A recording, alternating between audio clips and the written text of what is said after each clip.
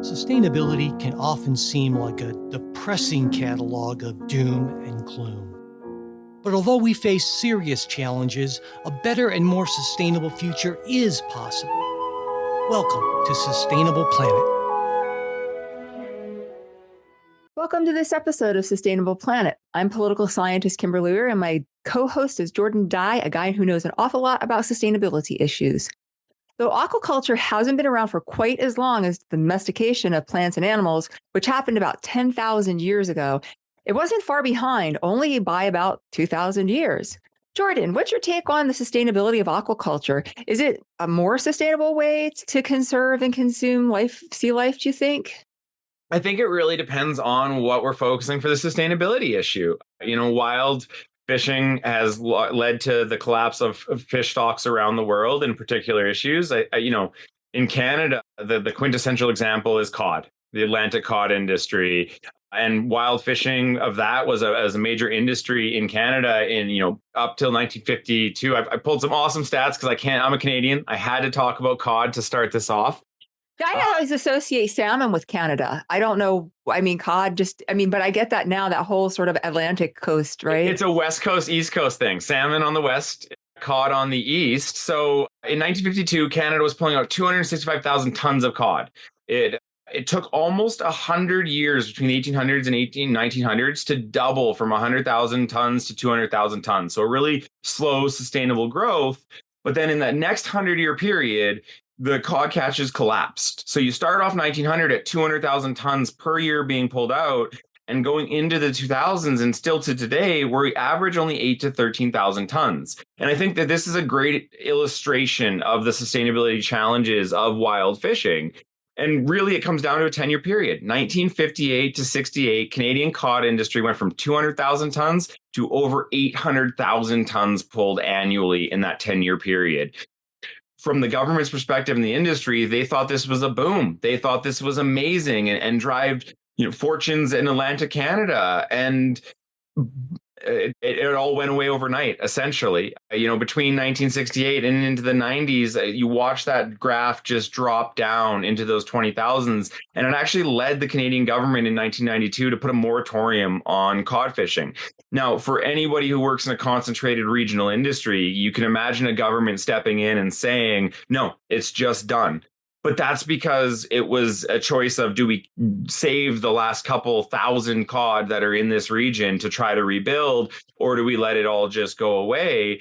And the impact of that has played out in the lives of Atlantic Canadian fishermen for the last now going on 30 years.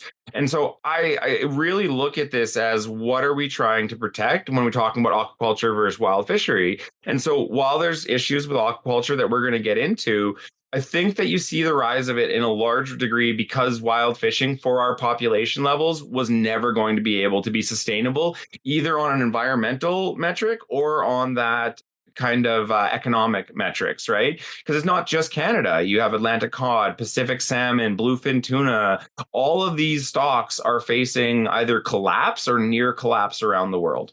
So for me, what I think of always is tuna stocks, because that's one of those that, with especially the increase in the rise of the popularity of sushi around the world and sashimi, right? Japanese foods and restaurants. I was in Poland, and there was in Krakow, there was a whole entire strip of sushi restaurants, and Krakow is not even near the ocean. So it's so to me, this is a really strange, when you start thinking about the fact that, for your instance with cod, is the Canadian government could actually step in and say, okay, we're just going to put a ban on this. But tuna is migratory. So no countries were able to get together and say, okay, we're going to ban tuna. And so instead, what ends up happening, you have regional cooperative organizations trying to control tuna extraction and through quotas and all sorts of different systems, rates to catch and management systems. And that's something that has actually proven somewhat effective in some places in the world.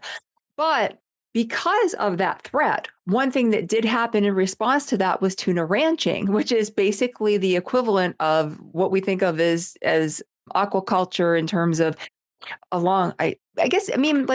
It's all sort of the same thing when it comes down to it. When we talk about aquaculture, it can be ranching. The difference between ranching and aquaculture is that with the aquaculture itself, that's much more of starting stocks from spawn and actually raising them then in that environment. Whereas the ranching is actually basically going out and lassoing up and collecting fish that are already out there in the wild and fattening them up then to send them to market. So, but that's still all part of the same part and parcel, is that the fact of the matter is that tuna were not actually getting big enough fast enough in nature. So they said, well, we can circumvent this problem by ranching these tuna. No, and I think problems though, right? And to your point about sushi everywhere, so much of this is driven by fads, I think. And we've seen it on a number of episodes we've done, from avocados, the popularity explosion, to the popularity of tuna in sashimi. And I know in the last decade, there's been a major effort to get people to think of yellowfin tuna as just as good as bluefin tuna, and trying to shift those consumer preferences. And it's always interesting to me when you're looking at it from a system level, right? And like, oh, if we just shift this over here, we can minimize damage.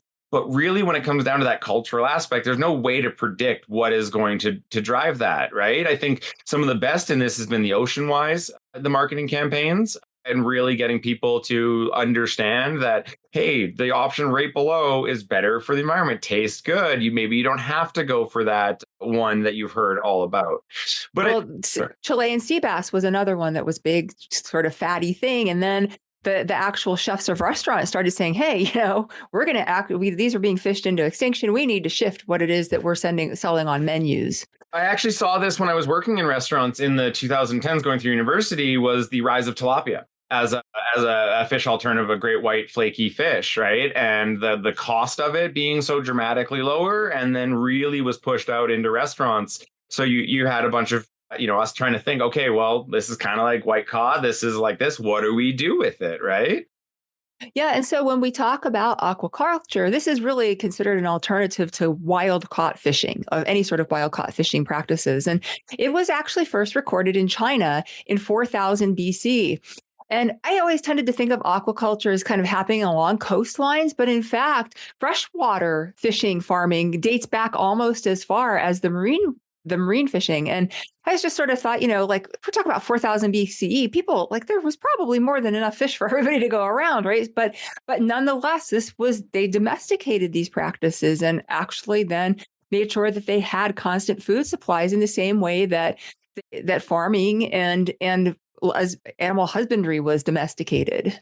Yeah, and you mentioned fish, salmon in Canada. It's great. I've been very fortunate to grow up with fish in many forms in my life. From northern BC, fishing with my grandpa, catching Dolly Parton.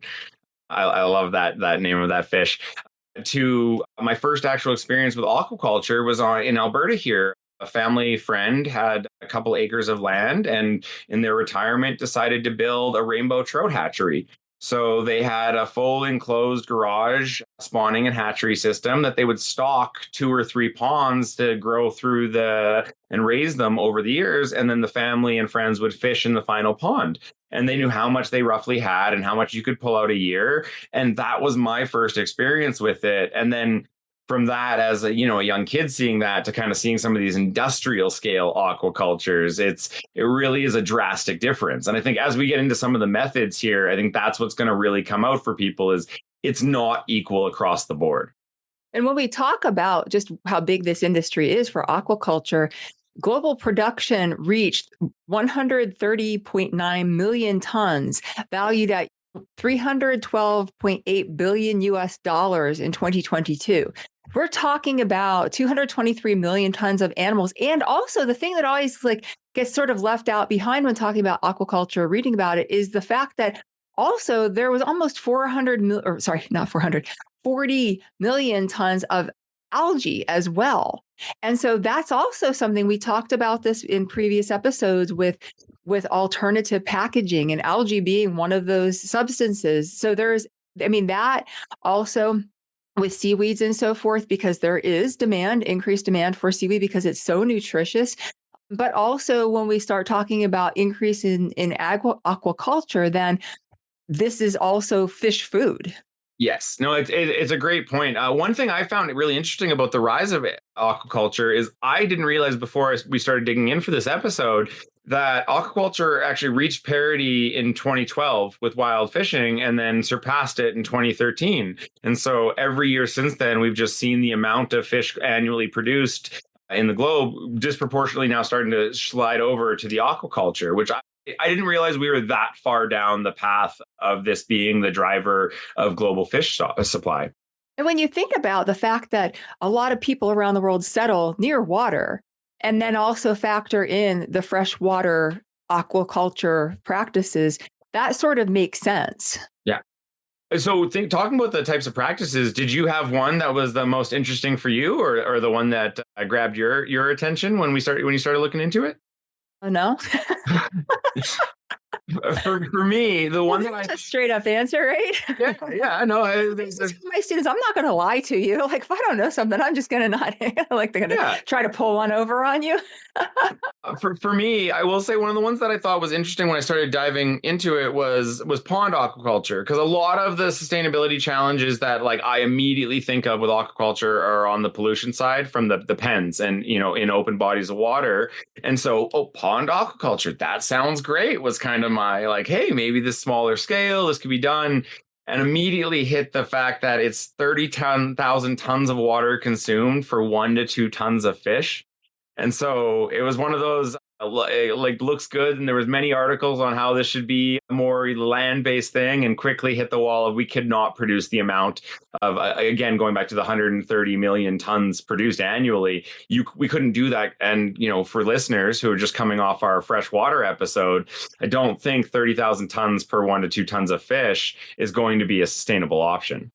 And this is the problem we run into with any sort of food production that goes higher up on the food chain scale, because you're taking whatever calories and whatever inputs need to go into to raise and harvest this food, for lack of a better word, I guess. What we need to go into this, and are those resources really worth the trade-off? Mm-hmm. Same for, when we go all the way up to livestock, right? It's like how many pounds of beef are you going to get for the amount of water and the amount of land and everything that goes into the feed and the antibiotics and so forth that go into that? Is it really worth the trade-off?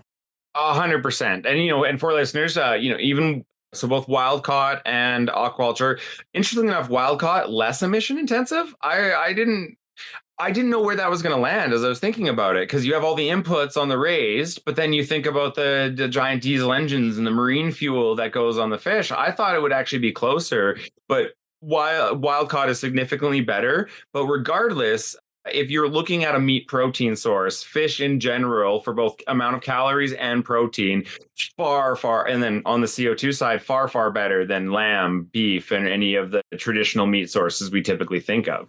Yeah, definitely. The further you get up on the food chain, it's just going to get worse and worse and worse. That's why being a vegan is the best.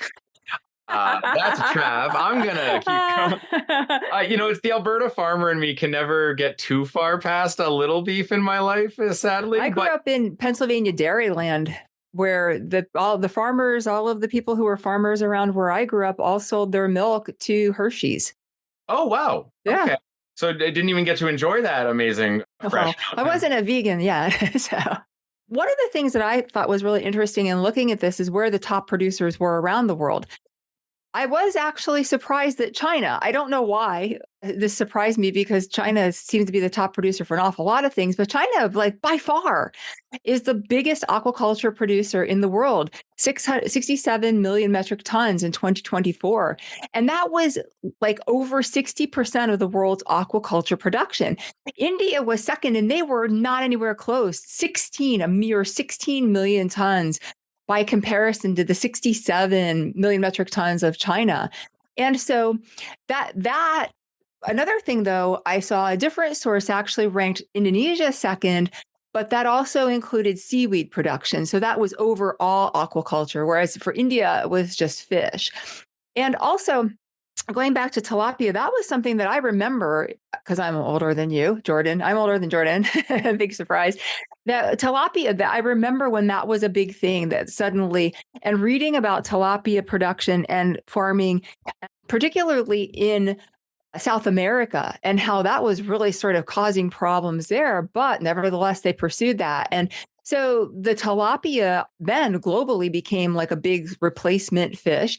And shrimp always has been in demand. And there are two sort of really commonly farmed, aquacultured fish. I keep stumbling over. I'm not quite sure how to call this. Like, well, we'll just go with the aquacultured. I don't know. I just made up a new verb, aquacultured. No, excuse me. This is the thing when we talked about in mangroves, right? Like the destruction of mangroves we're seeing around the globe for those temporary shrimp pens, and then moving on to the next area and the associated damage from that.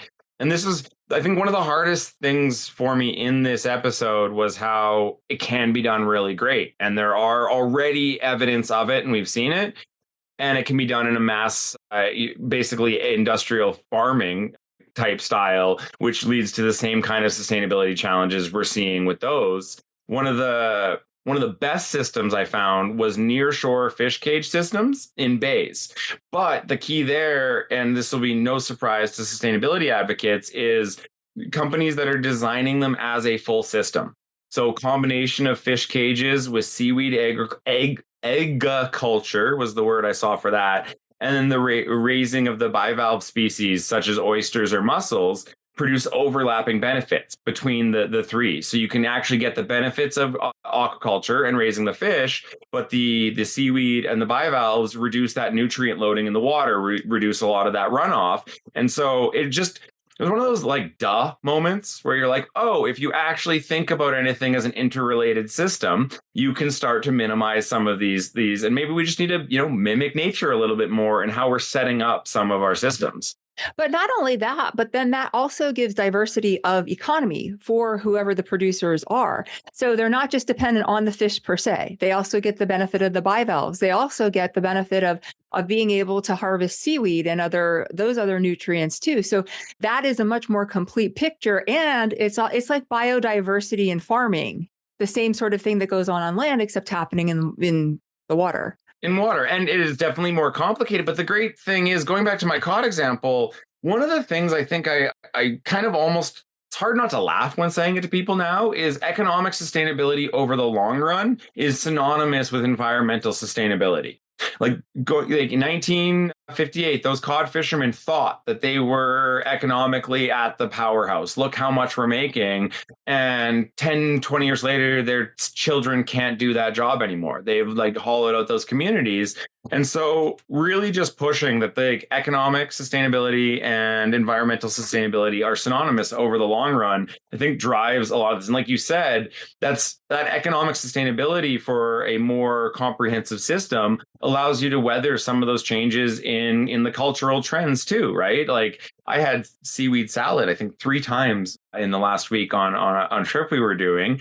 And if that is rising at the same time, maybe tilapia or the fish you're growing is going down, that can insulate you from the economic shock a little bit, right?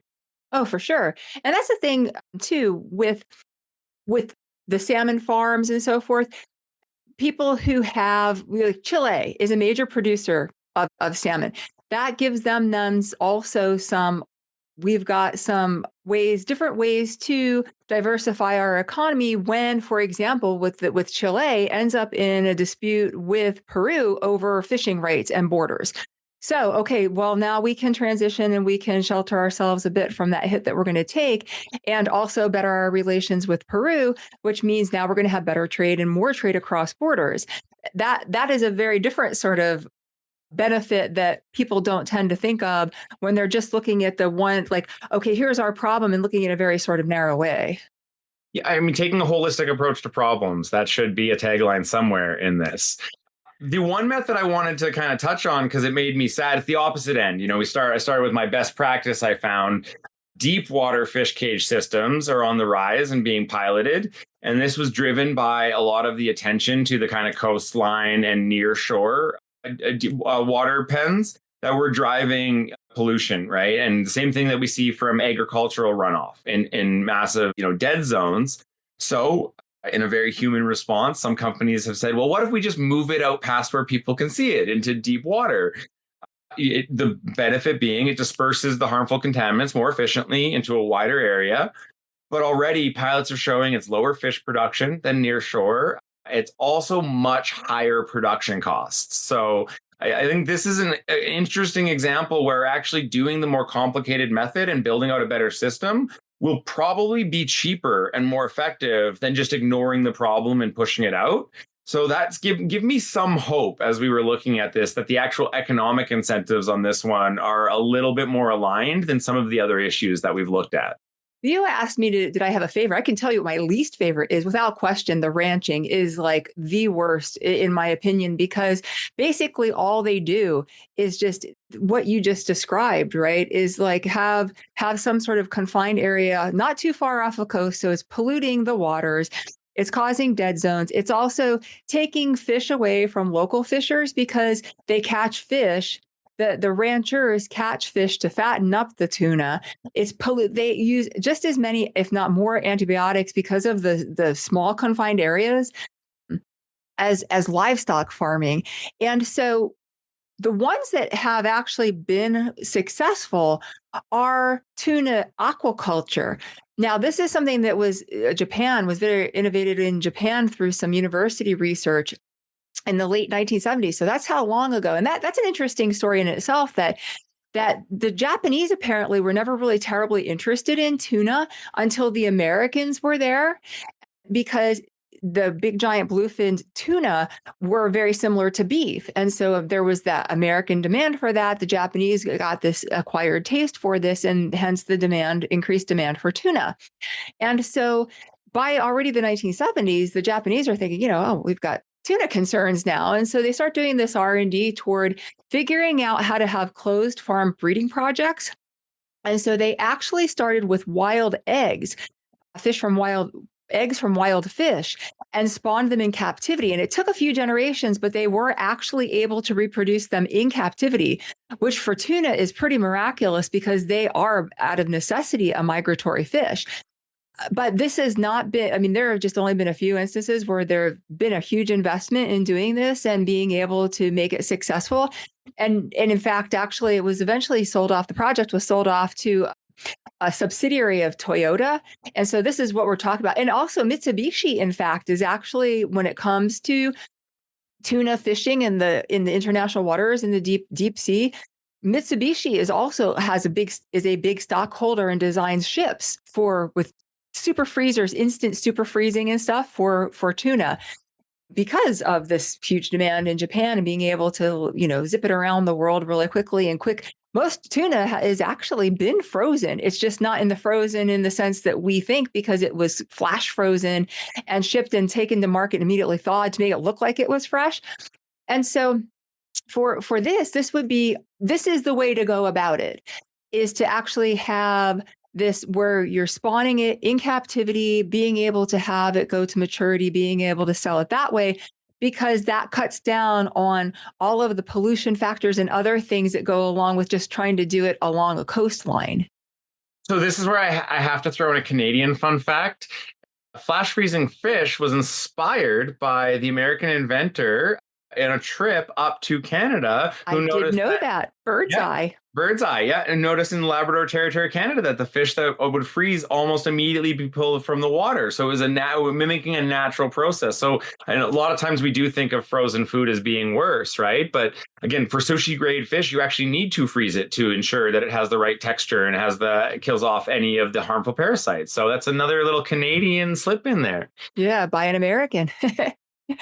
An American who did it in Canada. I was going to say, most of Canada's great ideas somehow end up in America. But it's a really good point on the tuna that this doesn't work for every type of fish, right? I think the point from this should be that American-Canadian cooperation is actually mutually beneficial. Right? We have a long history of that. Right.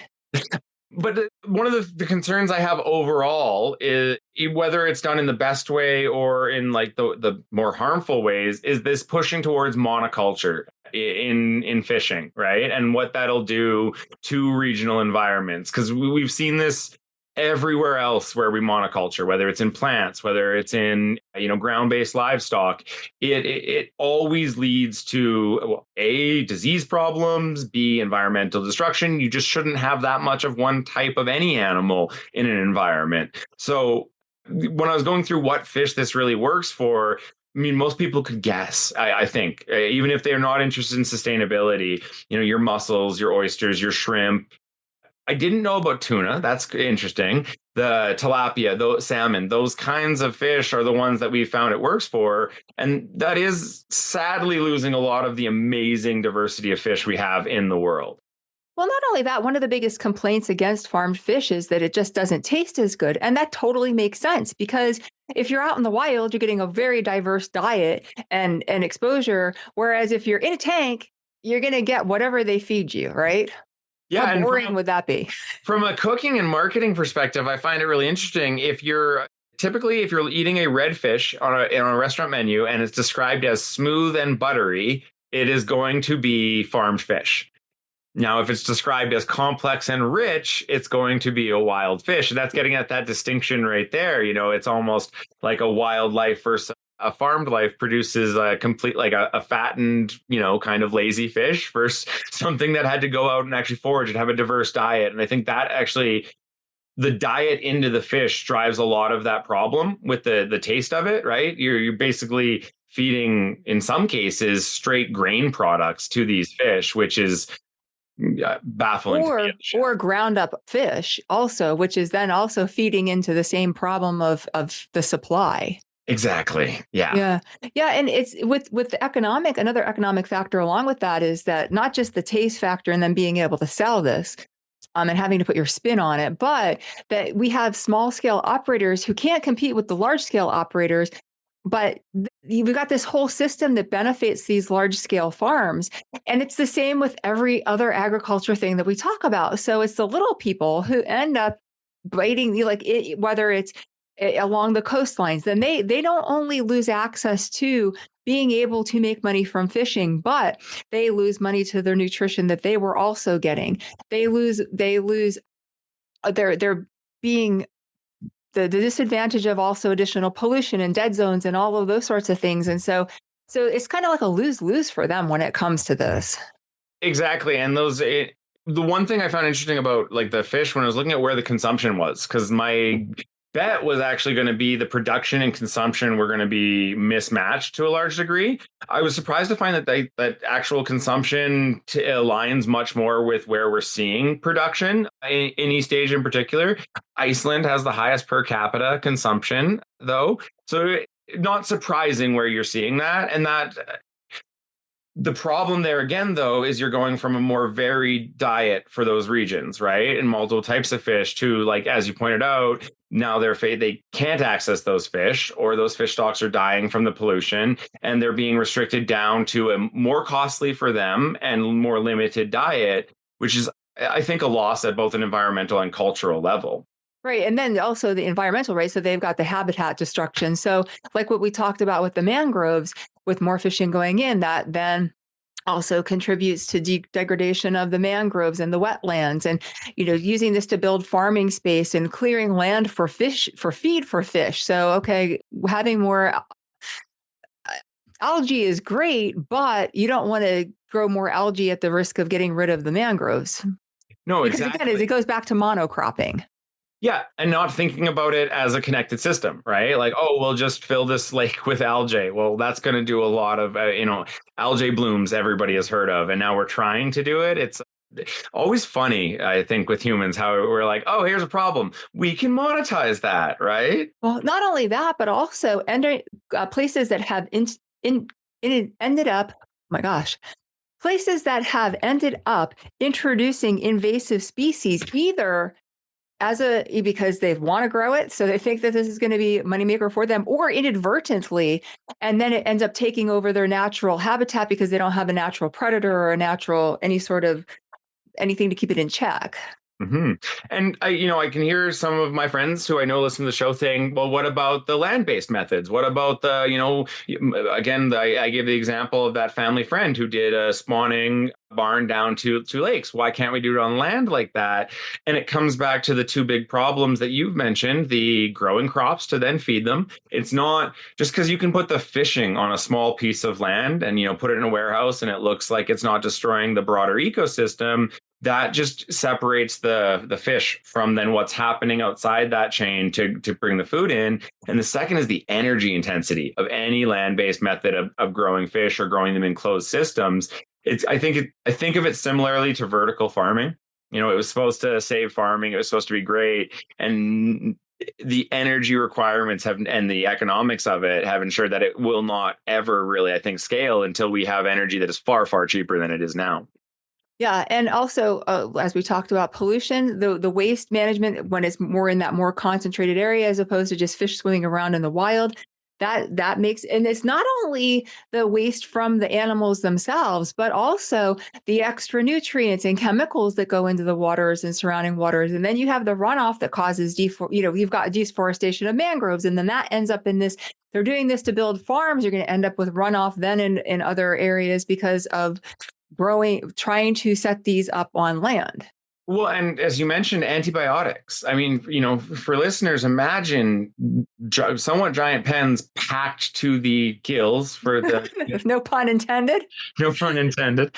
With fish breeding diseases at unnatural rates, and instead of again building a better system, spreading it out, less fish, the solution that we've come to is, we'll just dump antibiotics into the water around them. Water's not a closed system in any way. And so that, like, again, the pollution, the antibiotics, it's not limited to the area where it's grown. And in the case of the destruction of the mangroves and the salmon, they get to pack up and leave at the end of the season to go cut down another mangrove and not think about the destruction that is now causing for generations of fish in that area. Yeah, it's actually worse in some ways than factory farming on land because that stays in the same place more or less. But factory farming of fishing in some of these instances is just going to the next area and just degrading one more area. Well, that's just it. Just because they left the mangrove a mile down the beach and cut down this one doesn't mean that, again, that pollution, those antibiotics aren't migrating into that still remaining mangrove and destroying the fish stocks there, losing the biodiversity. So it's this one really makes me sad in some ways because a lot of the methods we have now, we feel like they're isolated. It's a pen, it's right there, and it allows us to ignore the broader impacts. Well, and I think the one thing that does also sets this apart from land factory farming is depleting the blue carbon sinks, which is, as we talked about in previous episodes, those are like super mega important. So that's a huge hit then that we, in a sustainability sense, take by having the basic factory fishing going on. Mm-hmm. And then we haven't really, kind of touched on the CO2 emissions, but at the end, like, as I said, wild fish, better on the emission standpoint. And we haven't really come up with a method that gets those emissions and I looked at this both ways. I think one of the common pushbacks I hear is we always talk about protein. Well, what about calories? There's so much more calories in it. And just to put that to bed, no matter which way you look at it on a per calorie or per protein basis, vegetables are better for CO2 emissions. There's a little vegan dance there. So no matter, we still haven't come up with a system that balances across these issues. So even going to my best practice method, you're still going to have higher CO2 emissions than if we were looking at a plant-based diet. Yeah, I think what it comes down to is the issues with aquaculture are just fairly mirror those that we discussed with conventional versus organic farming. And because of this, it really depends on the farmer's approach to whether or not aquaculture is more sustainable and a better way to conserve and consume sea life. But, again, it's totally doable in the same way that we could have on the whole planet, we could have amazing organic farms and it could feed everybody. But because of the way the system is set up and who it's biased toward, that's not likely to be the outcome, unfortunately. No, and I think stopping on that for a second, I think is really important because it's not a crazy evil manipulation kind of like to set it up. It is simply an actual reduction of risk. It's that end business wanting to give you, the consumer, a product that you're going to buy. And for them, the easiest way to do that is to have one supplier who controls the source and you can go back to and push on them when it doesn't meet your standards, versus having 100 suppliers that you're so it's one of those hard, I think, things to pull at in some of these issues, is that it's a very natural way that we get there, right? We want to reduce risk. We want a consistent product. And then what that actually plays out back up the supply chain and how that is driving a lot of these issues. But I think this goes along with the basic problem we have in the global economic system and development. The major development challenge is that most people in the world don't have startup funds to do anything. So it requires, and this is what we'll cover in part 2, right? Who are the different actors who are involved in trying to set this in a direction that's much more sustainable and giving people on the ground a sort of fighting chance to be able to be competitive, instead of just having to just like throw themselves into it and say, okay, we're going to do it, and we're going to do it the cheapest way, and so what, we'll have to cut down some mangroves in the process. And okay, so we're going to need to buy some extra antibiotics. Oh, well, that's going to cause some extra pollution, whatever, but we'll deal with that later because we literally can't afford to deal with all of those problems right now because of the way the system is set up. Yep. And this plays out on the local fishers. I think this is an ethical concern for me as I was looking into this. And so right now, despite the significantly higher amount of aquaculture fish, we've actually seen that aquaculture does not produce the same level of jobs for those regions. And so you can only find for 2018, but worldwide, 59 million people were employed in the fishing industry. 38 million of those were wild fishers versus 20 million in the aquaculture industry. But again, it peaked in 2013 and surpassed it. So, you're looking 5 years ahead. We're producing significantly more fish through aquaculture, but it's not translating into that local economic benefit in the same way. And then, looking at it as a concentrated industry, it allows for a lot more of those profits to be siphoned up to that company and out of the local area. And I think that's, while I'm overall supportive of aquaculture, because again, fish stocks, I think that's the real driver here at the end of the day is the collapse of fish stocks. I don't think we've really thought through how that plays out in the regional impacts of it. And because so many people worldwide are dependent on fishing, just and as a primary source of income and a primary source of nourishment, this is definitely a low level, sort of local level issue that people, governments, institutions have to deal with, or else this is going to cause food insecurity. 100%. And the hard part for governments is it's a lot easier to meet with the one big company and understand their concerns than to try to organize and understand the concerns of 100 fishers in 100 different fishing villages, right? And at the end of the day, that the little guy gets left out because while it's the same on the sales side, it's the same for the government. It's just easier to deal with that one industry representative or a collection of 2 or 3 multinationals. Yeah. And so we'll talk more about this in part 2 of our aquaculture episode that will drop next Thursday. Until then, if you enjoyed our episode of Sustainable Planet, or even if you didn't, let us know at splanetpod@gmail.com. We're on Facebook, Instagram, LinkedIn, and YouTube. You'll find our show notes on our website, splanetpod.com, along with additional resources from today's episode. You can find more on my Substack posts about what we talk about on the show. If you really liked our show, recommend us to one of your friends. I'd be really grateful for that if you could do that for us. And also grade us and tell people what you think. So thank you for listening. Have a sustainable day.